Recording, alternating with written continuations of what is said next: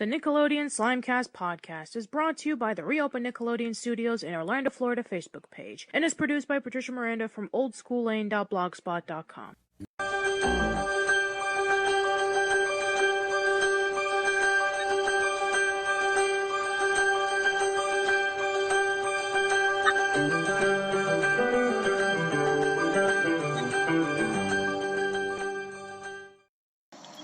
Everyone, welcome aboard to the new episode of the Nickelodeon Slimecast Podcast. I am Patricia, and I'm here with admin James.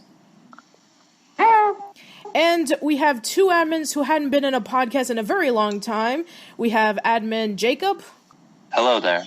And admin Jonathan.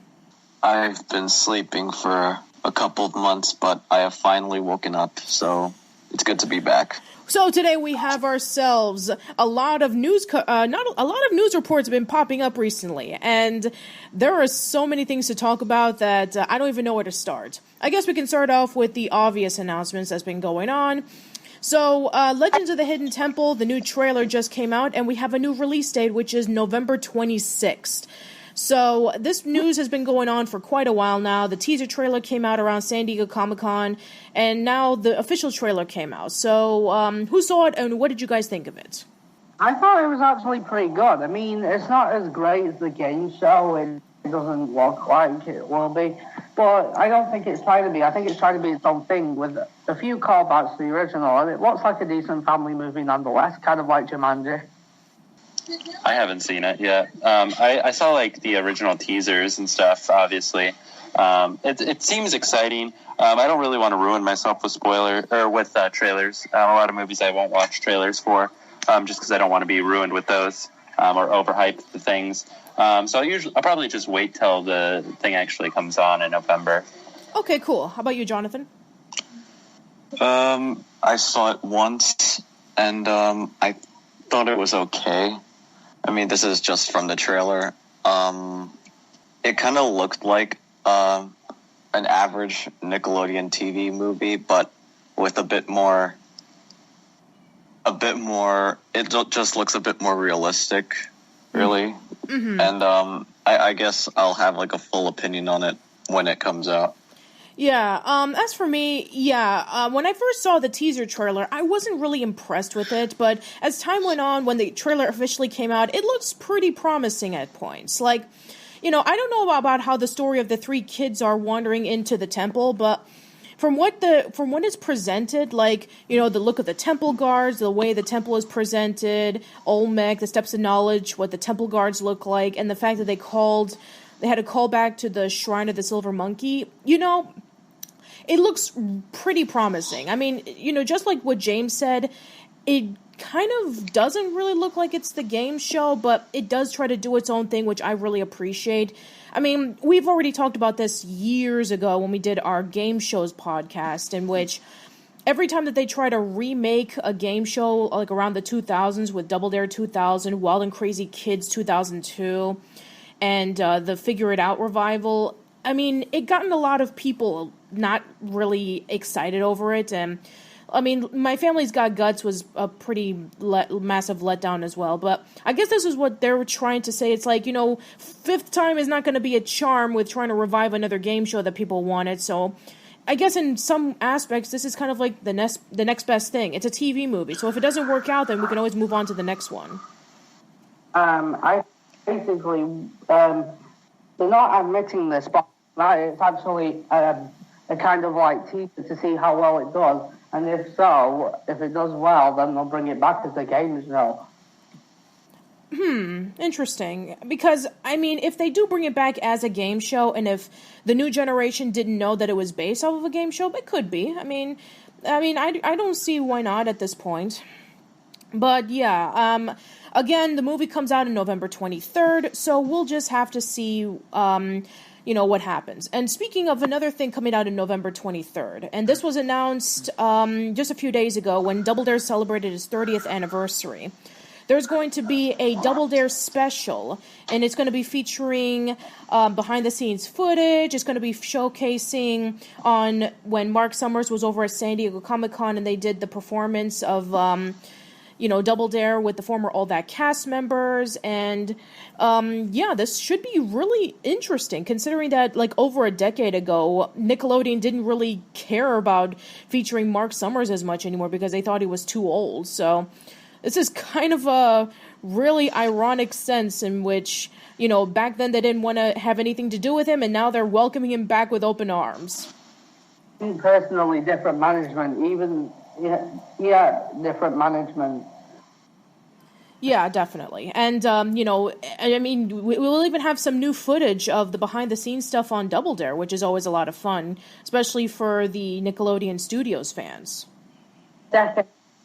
Nickelodeon pretty much wanted to move on and not really focus on the old stuff, but just focus on the newer stuff. But I think with different management coming in and the 90s Nick shows as well as some of the 80s Nick shows, no offense to 80s Nick fans, I'm just speaking from a business standpoint, being shown that they're profitable, I think that they're actually giving Mark Summers a chance. Mm-hmm. All right, Jaycob, what do you think about this? So this is rather interesting to me. I think it's a good sign for the future. So what this is going to do is this is going to, I like James said, this is a real test here to see what sticks and what doesn't. This is just something that I think is very long term, like extremely long term. I think this is step one in a 10-year plan. With several other movies coming out, not only this one. We've seen a couple other little things like the Hey Arnold movie and stuff like that. We saw the Nick box being added. So we're starting to see a lot more stuff from the 90s come up all of a sudden, which is rather interesting. And I think it's more, like I said, just more for that whole 10-year plan. I don't think it's anything, the 5-year plan. I think this is an extremely long-term plan for them. Okay, Jonathan? The Double Dare thing actually came as a surprise to me. Do you know where it's going to air? Where it's going to air? Well, if it's from what I think it may air on the Splat, I believe. I'm not sure if it's going to air in like the main network, but it will air on November 23rd. It is airing on the main network as part of the Nick at Night block. Oh, really? An encore of the special on the Splat an hour later. Okay, this is interesting, considering that a lot of people have been wanting to see the Splat air on Nick at Night, so this could be a chance for people who don't have the Splat to see it. I think, in all honesty, I think that needs to happen with all of their revival specials. That they should air them on the main network first, and then air repeats of them on the Splat. For the fact that they are thinking about airing this on the air on Nick at Night, if what you're saying is true, this could be a really interesting step into showcasing that, hey, people are willing to watch this. Exactly. I think that they should do this with all their revival specials. Air them on the main network first, and then air repeats of them on the Splat, so that people who don't watch Nickelodeon anymore and are only really watching the Splat can actually check them out for themselves too, so they don't miss out. Right. All right. Now, for the next couple of minutes, we are going to be having a bit of a discussion about revivals because 2 articles came out recently about this topic. The first one, James actually gave me a link to it just yesterday. Rugrats could have a possible TV movie. At this point, I'm not even remotely surprised if it does come out.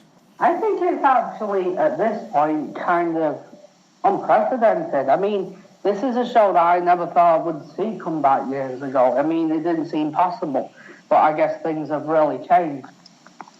Yeah, I mean, with all the reboots, I'm not even surprised anymore. There's talks about Ren and Stimpy coming back, the Jungle movies finally getting a release date, the Legends of the Hidden Temple movie, the TV movies coming out soon. Bob Camp actually said that he doesn't feel that Ren and Stimpy will be revived. He says that they're rebooting every Nicktoon except Ren and Stimpy, but according to the article, it says that all of them are being considered. So I think maybe things could have changed. But Bandcamp feels like they're not really representing Ren and Stimpy as much in these celebrations. What about you, Jaycob? What do you think of a possible Rugrats TV movie? I think it's an honest no-brainer. So if you did a poll between 10 people and you asked what's more popular, Hey Arnold or Rugrats, you're going to get the answer of Rugrats. It's an obvious thing. So, you know, if they're doing it with Hey Arnold, like I said, this is a 10-year plan for them. So if they're doing Hey Arnold, they're going to do Rugrats. Absolutely. All right. Well, I have another one listed of something else that was recently discussed about possibly coming back. Clarissa Explains It All. Melissa Joan Hart was invited over for an interview recently, and she was talking about possibly Clarissa Explains It All might come back in some way, shape, or form. Now, this isn't counting the 2015 book, Things I Can't Explain, written by Mitchell Kriegman, in which it continues the story of Clarissa. But we're talking about like either a reboot, a remake, or maybe a TV movie, just like Nickelodeon has been doing. So what do you think? Clarissa coming back to Nickelodeon in some way, shape, or form? Personally, it would be great to actually see Mitchell Kriegman adapt his 2015 book into a TV movie. That's a great idea, because to be quite honest, with the exception of hardcore Clarissa fans, I don't think a lot of people have read this book. Me neither, and I think that it would actually pan out great. The one thing that I would have to say, though, is that they'd probably have to tone it down a little bit because much like Ren and Stimpy, this book is actually goes one step further than the TV show did. Oh, yeah, I've read the book. In fact, you can go check out my book discussion / review video on my personal YouTube channel where my friend Christina and we talked about this book. And yeah, there's actually a couple of things in it that never happened in the TV series. There's swearing. There's talks about, what happened to Clarissa's parents, what happened to Ferguson, what happened to Sam. And some of the stuff is pretty depressing. But I won't go into that kind of stuff. But if they do adapt the book into a TV movie, that would be a fantastic idea. But if they do revive the show, I mean, kind of like what they did for Fuller House, I mean, I can also see that happening too. Honestly, I don't see this happening. This is, I don't know. It's a lot like Fuller House, like you said. I don't know. This one just seems like one of those more unrealistic ideas. But then again, this is what, I was saying, that scene Double Dare with Mark Summers, 3 years ago. I was saying, that's unrealistic. But, anything is possible. And they're making some crazy decisions lately. So I wouldn't completely put it out of the picture. Trust me, when we get to crazy decisions, I have some amazing news that was just revealed today. So wait for a minute. Jonathan, what do you think of this? I think that Things I Can't Explain book can be turned into a TV movie and aired on, say, Teen Nick. But as for a revival of the show, I don't see that happening. But, I mean, nothing's impossible, so. I recently read an article from Decider of somebody who was against all of these TV movies. They were saying, like, please do not bring this back. I feel that Nickelodeon is playing it way too safe. It plays too much to our nostalgia. We should see some brand new original things. So this person who wrote the article was against all these Nickelodeon TV movies. Okay, so we're going to have ourselves a little bit of a round-robin discussion. So I want you to name 5 Nickelodeon shows, whether live action or animated, that you would like to see come back in a TV movie, and 5 that you do not want to see come back. So, Jaycob, why don't we start with you? 5 that you want to see come back. Oh, jeez. This is a tough one. Animated too or live action only? It can be both. Okay. Rugrats 1. Mm-hmm. God, this is hard. Take your time. It's fine. Ren and Stimpy, then... This is a tough question. I wish you would have braced me for this one. All right, well, if you can't think of 5, I'll give you 3. How about that? 3 sound fair? Okay, yeah. Let's do that. Okay, Just so way, Rugrats, Ren and Stimpy, and name one more. Let's just go with, like, figure it out. Reboot that again. Even though they did it back in 2012? Yeah, throw it back up there. Sure. Okay. 3. Do a new one. Do like a completely new one. Okay. New version. Okay, sure. All right. 3 that you never want to see, adapted into like a reboot or a TV movie. Okay. Number 1, Nick Arcade. Don't do it. Ooh. No, please don't. What else? Get the Picture. Don't do it. You'll ruin it. Okay. 3. You know what? Yeah, let's just say it. Guts. Don't ever redo it. You did good. All right. Well, I mean, Guts already had My Family's Got Guts, but yeah, I mean, at this point, unless you're going to try to do American Ninja Warrior or something like that, there is no way that Guts can happen again. Unless they do some things really different to it. But, yeah, those are good choices. Jonathan, how about you? Okay. I would like to see Angry Beavers have a TV movie. Like, as a finale, like Hey Arnold is doing. Mm-hmm. I would love to see Pete and Pete get back, like, just get all the cast back together for a TV movie. And, lastly, I guess I'm going to go with Figure It Out. Yeah. Okay. Just do it again. Sure. All right. 3 that you don't want to see come back. Okay. Ren and Stimpy. The original is just as good as it is, and there really isn't much of a reason for it to come back. Probably. God. Okay. You can say Nick Arcade. It's fine. Just you can go with it too. Okay, I'm going with Nick Arcade. Thank you. Anytime. Okay. It's a live action. It could be live action or animated. It doesn't matter. Okay. Really thinking. I guess All Grown Up. I guess I don't want to come back. Okay. All right, James, you're next. 3 that you want to see come back in a TV movie or a reboot, and 3 that you never want to see come back again. Rugrats, Ren and Stimpy, Invader Zim. Oh, Invader Zim. Even though that the comic's already out? Or you can adapt them into a show. Either that or do a TV movie. Okay, fair enough. 3 that you never want to see come back.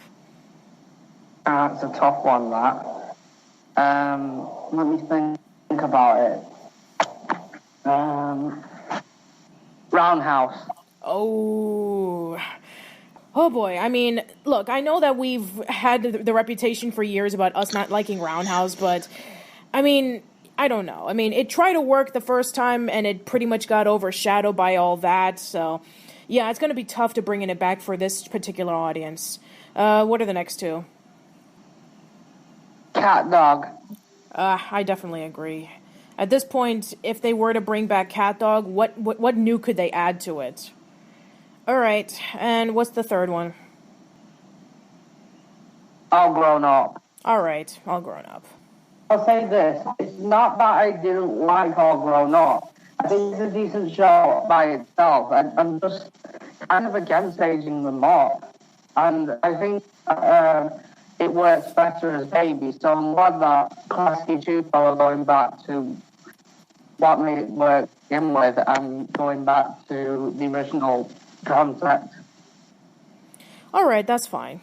All right, the 301 I would like to see come back is number 1. I would love to see Pete and Pete come back as a TV movie reunion, not as a reboot or a remake. Because unless you have somebody like Wes Anderson to come along and put in his own unique indie charm, I don't think something like Pete and Pete can work in this day and age.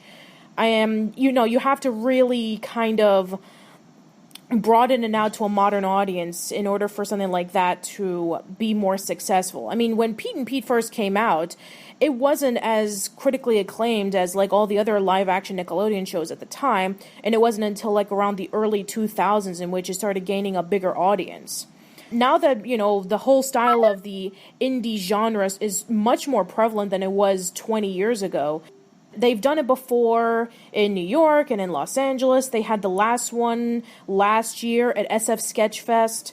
So it would be nice if maybe just one more time that they can do it. And I think it might be a bit of a better possibility because Chris Viscardi is the vice president of all this programming that's been coming up in recent years. Like, he's the one responsible for having the Jungle movie, the Legends of the Hidden Temple TV movie, and all the other stuff coming out in the first place. So, if anything, a Pete and Pete movie would be viable at this point. All right, the second one that I would love to see come back in a possible TV movie, this is probably, of course, one of the sleeper things is like, we already had the continuation of Clarissa Explains It All, but I would love to see what happened with Alex Mack. Alex Mack, on the surface is very unbalanced, but the things that made it so good were the third and fourth seasons in which they really focus on what the core element of what made Alex Mack unique than Clarissa. It was about her getting powers from a chemical mix-up called GC-161. She gained powers, and she had to keep it secret from Danielle Atron, who was trying to find the chemical kid because she wanted to sell the chemical as a weight loss drug. And in the last episode of the series, she's given a serum, and it was a cliffhanger on whether she took the serum or not. So it left it up to the audience's interpretation. It would be really nice to see a continuation of Alex Mack in which it either focuses on her much older or it focuses on her child or something, and maybe he has the effects of the GC-161 if Alex decided not to take it, and maybe Danielle or somebody else wants to try to see if they can bring back the chemical into doing something else. I mean, I felt that one of the lost potentials of that show was that Danielle was basically she basically took over the entire town because the chemical plant was what was the backbone behind the small town of California. It would have been really nice if it was kind of like a totalitarian ruled kind of society in which the only way that people were able to make a living was through that chemical plant. I felt that was a lost opportunity because they try to make it like Clarissa, in which it focuses on everyday life with her and stuff like that. So I think that it was a good idea, but I think it wasn't fully realized. And I think maybe with a continuation like that, I think it can be able to bring some new life that it desperately needed. All right, now number 3, a TV movie that I would love to see happen. Oh boy, that's a really tough one because, at this point, all these years of all these announcements, it's basically all I've ever wanted. Like the Jungle movie and the Rocko's Modern Life TV movie and, possibly the Ren and Stimpy short on the third SpongeBob movie. But if I had to choose one, I would have to say Danny Phantom. I feel that Danny Phantom can definitely come back and maybe have a big continuation right where it left off. Butch Hartman has been doing drawings of what the characters would look like 10 years in the future. I would love to see that. Everybody's been wanting to see Danny Phantom come back in some way, shape, or form. And with the popularity of, all these superhero movies and stuff like that, I think now is better time to bring it back in some way, shape, or form. All right, now these are the 3 that I do not want to see. Okay.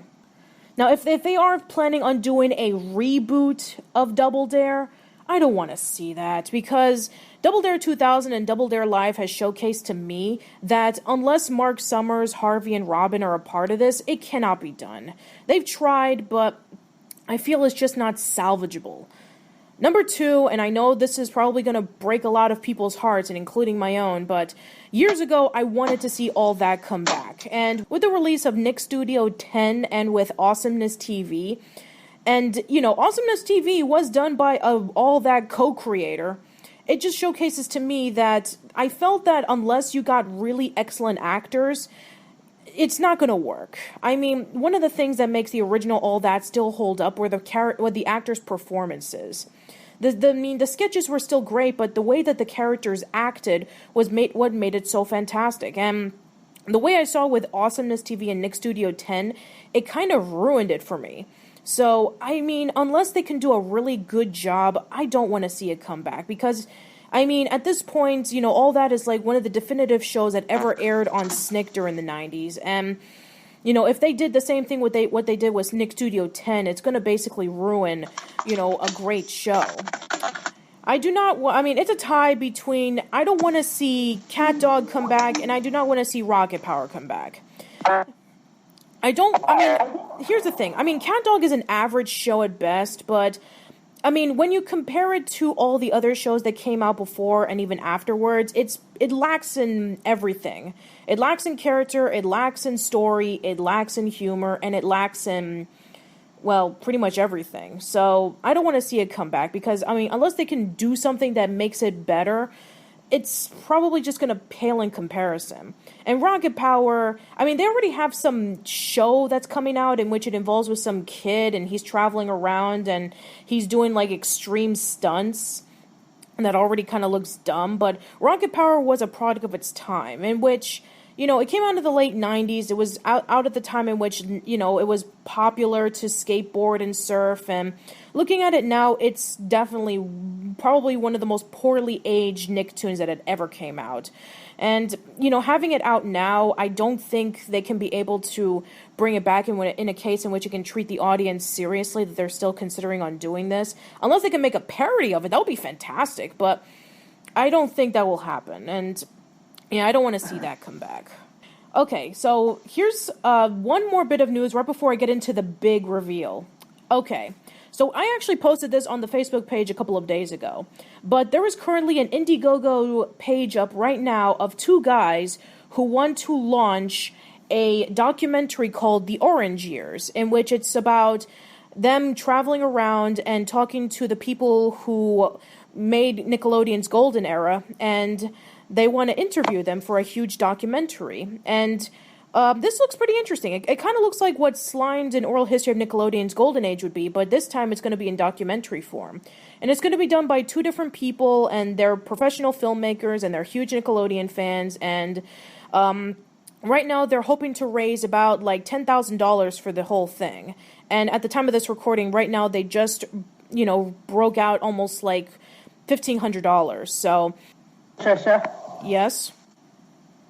Also, the thing I wanted to say earlier when you were talking about Pete and Pete is, well, Romit Rob actually has tried to have meetings with Nickelodeon about it, but they're not interested in doing anything with it.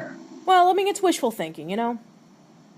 Yeah, I mean, like, they're only in the early stages of doing that. True. Anyway, documentary. So, Jaycob, what do you think? So I think that's a really cool idea. I think it's going to be rather interesting. If I was Matthew Klickstein, I would be a bit worried because it's kind of ripping off his idea.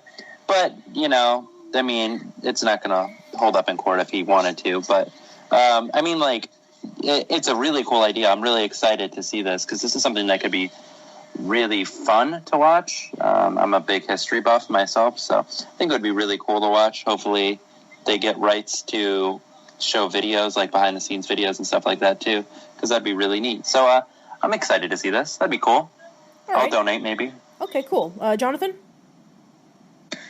I think it's a pretty good idea if they get, like, a lot of really good people involved in the doc, then that'd just be worth a watch, I guess. All right, and how about you, James? I think that it's actually an interesting idea, but in a way it could actually be like a kind of spiritual sequel to Live and Oral History of Nickelodeon's Golden Age, kind of like a documentary version of it. I think Matthew Klickstein would probably support it, maybe even have his input on it. Well, I mean, Matthew has no association with this particular documentary.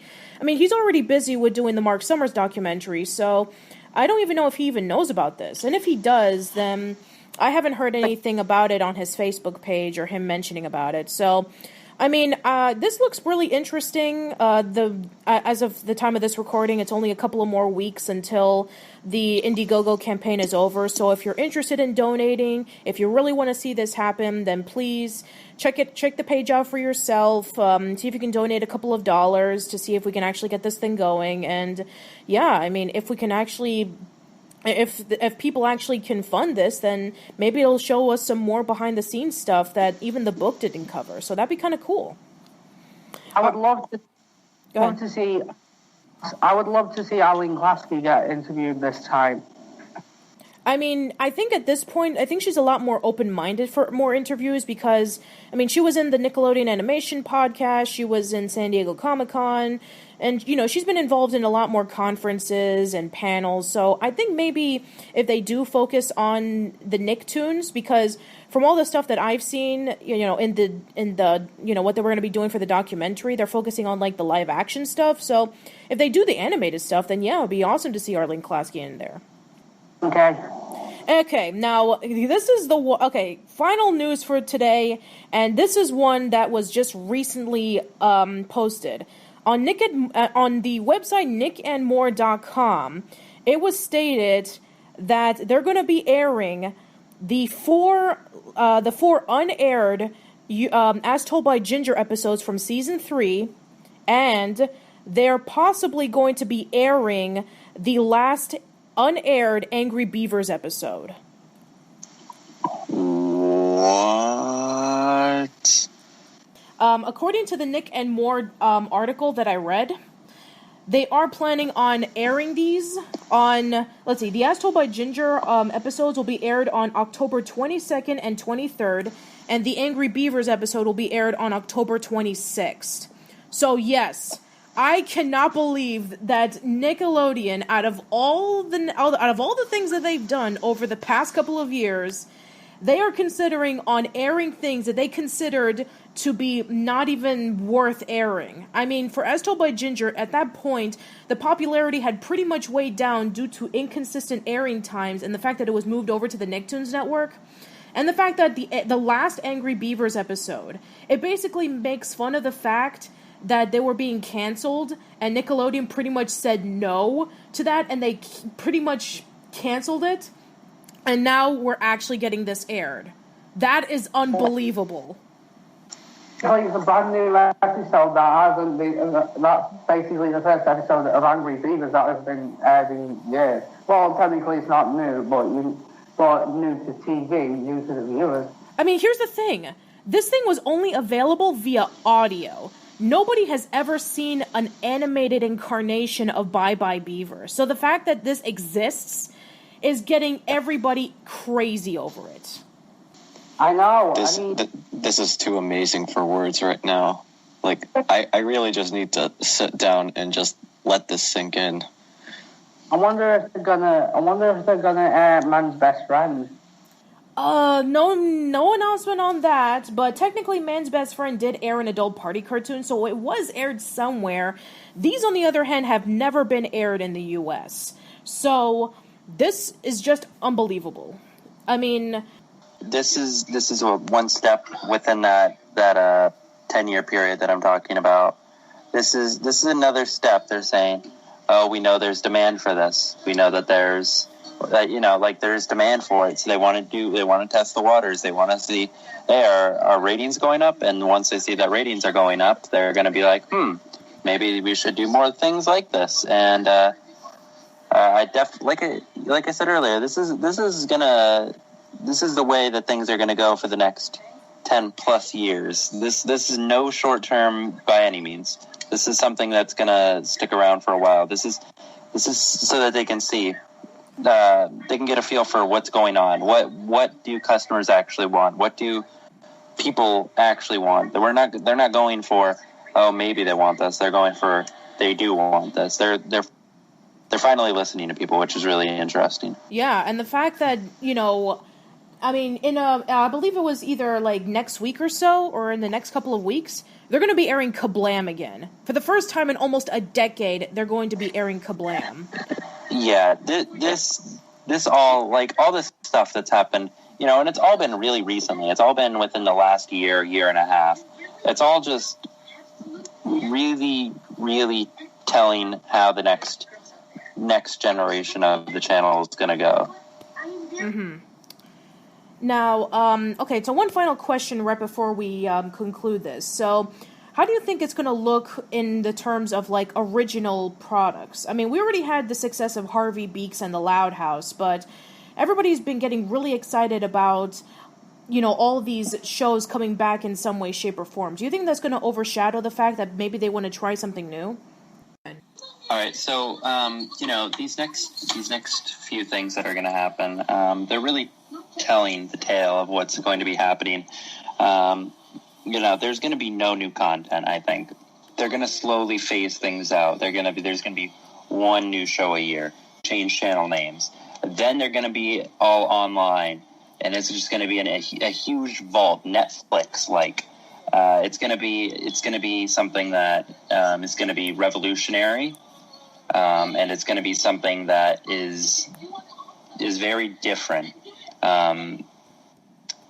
Is it going to work? Probably not. But is it going to happen? Absolutely, I think so. Okay. So I think that you'll see everything in their history, everything that they've ever made in one big vault, and everybody will be able to have access to it. And I see that happening real soon. All right. Jonathan, what do you think about this? I can see that happening, but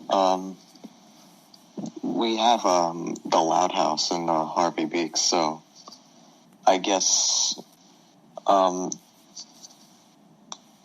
don't know. I just think for now the new shows are going to be overshadowed, but hopefully not for long. All right. How about you, James? I don't think so. I mean, yeah, there's the revivals and everything, but I don't think that new content's ever going to phase out. I mean, creativity never dies, it just expands. I think that there's loads of animators out there with fresh ideas that get their pitches to the and I think they're going to them. Some of them may last long, some of them may be successes, some of them may not be, but I don't think that original content isn't going to be overshadowed by revivals.